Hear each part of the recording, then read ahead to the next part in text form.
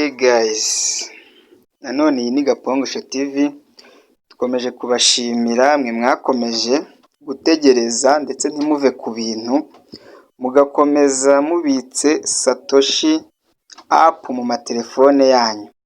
Nk'uko bisanzwe iki kiganiro kigiye kuvuga kuri OX, uburyo turi buzibikuze.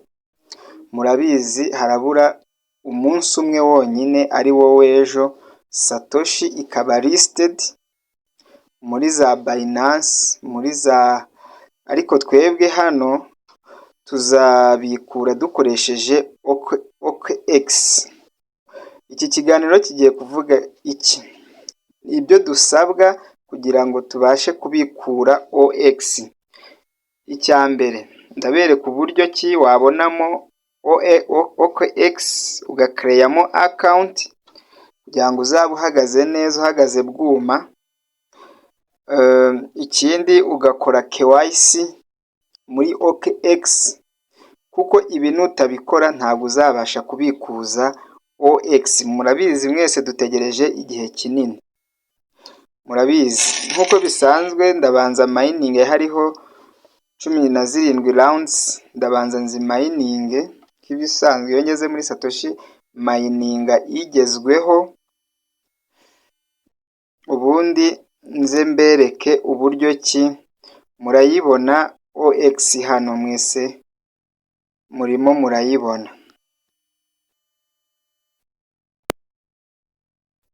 mwese OX murimo murayibona hano muri our assets, cyangwa se imitungo yacu twamayininze. Mwese murayibona, dore ngiyi ngiye. Ni ukuvuga ngo twihuse, reka njye kubereka muri OKX turebe uburyo turi bukore KYC.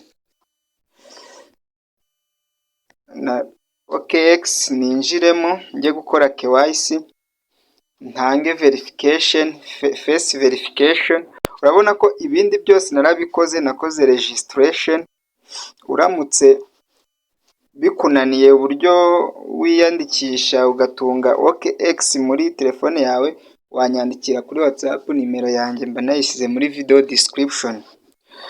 Njye rero icyo tugiye gukora hano ni ugukora verification. Ndakanda hariya handitse verify now, verify now. Murihangana connection zizajya zigenda gakeya, ariko turagerageza uko bishoboka dukore KYC. Ubundi KYC nicyo kintu kijya kigonga abantu akenshi. Verify your identity. Twihuse uhita ukanda hariya handitse verify now, ugakomeza. Hariya barakubwira gushyiramo igihugu, urabona ko ni Rwanda n'ubundi. Hariya mpitemo ID. Muri ID ntabwo mpitamo perimi kuko ntayo mfite, ntabwo mpitamo ID kuko ntayo mfite. Nimba mfite passport niyo mpitamo. Ngewe ndaje mpitemo ID, nindangiza nkande next. Ni ukuvuga ngo KYC, utatanze KYC ntabwo n'ubundi OKX yawe iba iri verified. Ntabwo bishatse ko ntabwo bazabasha kubikura OX kuri 15. Mwese murabizi ko twari dutegereje igihe kinini, ariko boom day yageze. Ni ukuyabikura nta bindi. Amakuru arahari, yatanzwe, amakuru ari final. Hano enable camera permission. Ni ukuvuga ngo hano ngiye kwifata isura.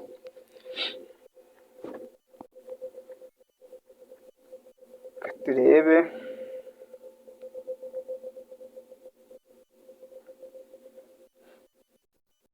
Connection ziratinda, ariko nta kibazo, ni ugutegereza ko nta kitwirukansa. Icyangombwa ni uko byumvikana, nawe ukabasha kuza kwikorera KYC for your own. Hariya dutegereze imibare itere igere ku 100%.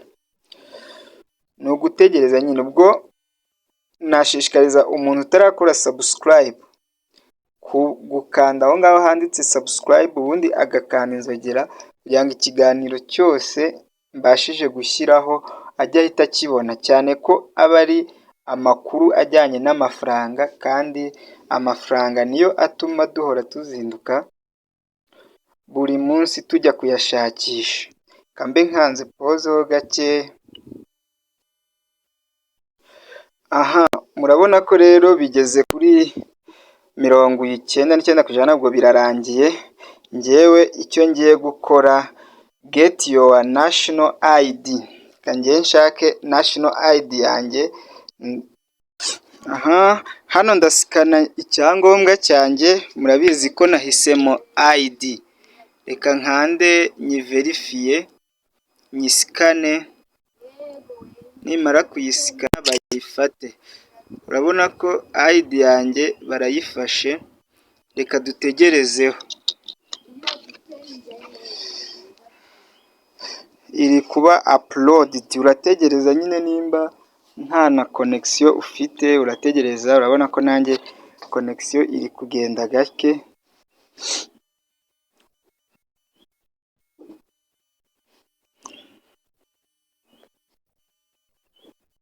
Aha ID yafashwe. Beside, back beside, imbere nari mpafashe, ubwo ngiye gufata n'inyuma.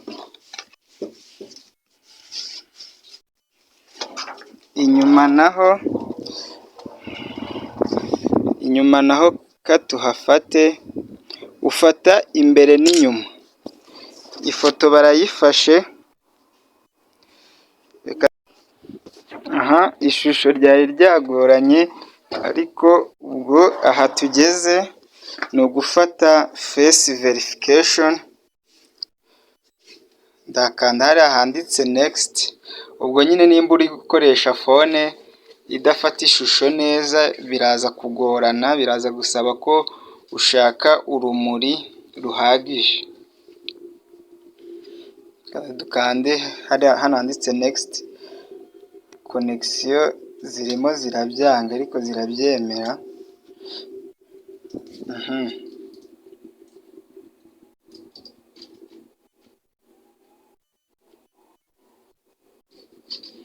Move closer, hold still, komeza ugumemo, then verifying. Aha ni ukuvuga ngo rero njyewe ibibazo bibayeho, telefone ndi gukoresha kamera yarapfuye. Bari kumbwira ko nkanze hano retry, barambwira ko phone yanjye idari able gukora face detection. Ni ukuvuga ngo mwebwe murakoresha ubu buryo bwose. Icya mbere murafotora irangamuntu, aho babasaba gufotora imbere muhafotore, inyuma muhafotore, mukomeze next, muhitemo mujye gukora facial verification, mutange isura yanyu. Birasaba rero kuba ufite telefone imeze neza. Ni ukuvuga ngo rero aya niyo makuru ahari ko muri OKX niho tuzabikurira OX muri iyi minsi. Ubwo ni kuri 15, ubwo harabura umunsi umwe. Rero ugomba kuba witeguye, wabitse OKX muri telefone yawe, wakoze registration, wakoze ibi byose kugira ngo andi makuru tuzabagezaho ejo muzabe muri tayari tuyabikure. Ni ukuvuga ngo rero niyo mpamvu mbabwira ngo kora subscribe nimba uba ukunze ibi biganiro, kandi abantu mudatunze satoshi ndabashishikariza kuyitunga. Uramutse ukeneye link wanyandikira nkayiguha, ubundi tugakorera amafaranga online.